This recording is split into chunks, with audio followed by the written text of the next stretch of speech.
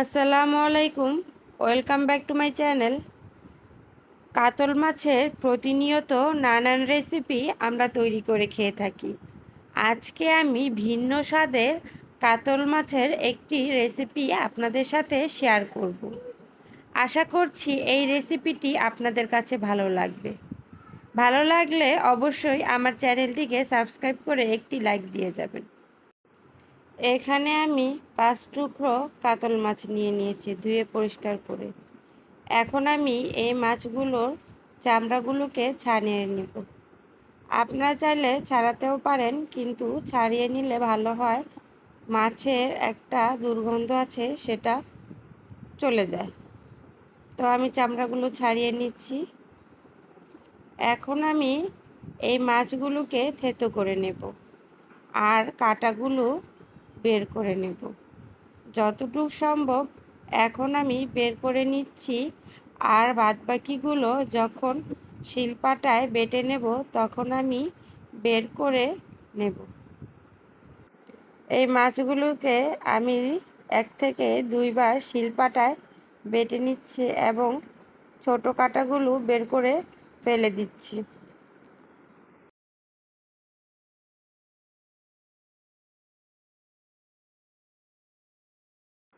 মাছগুলো বাটা হয়ে গেলে এগুলো উঠিয়ে আমি এর সাথে বেটে নেব 3টে শুকনো মরিচ আর কিছু রসুনের কোয়া। রসুনের সুঘ্রাণ এর মধ্যে চলে আসবে। আর দিয়ে দিব কিছু কাঁচা পেঁয়াজ। পেঁয়াজগুলো আমি একেবারেই মিহি করব না, মিডিয়ামভাবে বেটে নিয়েছি, লক্ষ্য করলে বুঝে যাবেন।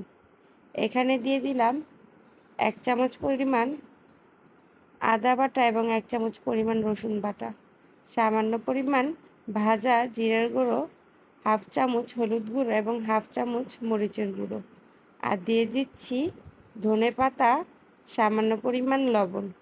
এগুলো দিয়ে আমি ভালো করে মাছগুলোকে মাখিয়ে নেব। ভালো করে যখন মাখানো হয়ে যাবে আমি এই মাছগুলোকে শেপ দিয়ে নেব। আমি বড় বড় করে 3টি শেপ দিয়ে নিচ্ছি। আপনারা চাইলে ছোট ছোট করেও তৈরি করে নিতে পারেন।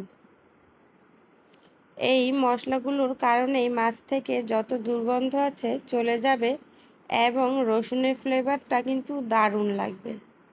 তো এখন আমি একটি কড়াইতে তেল দিয়ে এই মাছগুলোকে ভেজে নিচ্ছি।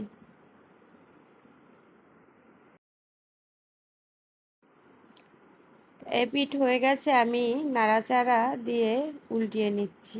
প্রতিনিয়তই আমরা মাছ খেয়ে থাকি, তো মাঝে মধ্যে এই রকম একটি ভিন্ন স্বাদের মাছের রেসিপি কিন্তু অবশ্যই ট্রাই করতে পারেন। আমি এখন একটি কড়াইতে ভেজে রাখা মাছের তেল দিয়ে দিলাম আর 1 কাপ পরিমাণ পেঁয়াজ কুচি দিয়ে দিলাম। আমি পেঁয়াজগুলোকে হালকা করে ভেজে নেব। আর দিয়ে দেব 1 চামচ পরিমাণ আদা রসুন বাটা, 1/2 চামচ হলুদের গুঁড়ো, 1/2 চামচ মরিচের গুঁড়ো আর সামান্য পরিমাণ লবণ দিয়ে আমি এই মশলাগুলোকে কষিয়ে নেব।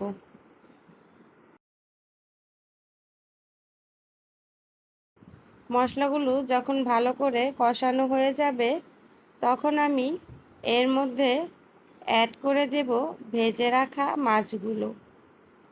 দিয়ে আমি একটু পানি দিয়ে দিব আর 5 থেকে 10 মিনিট রান্না করে নেব।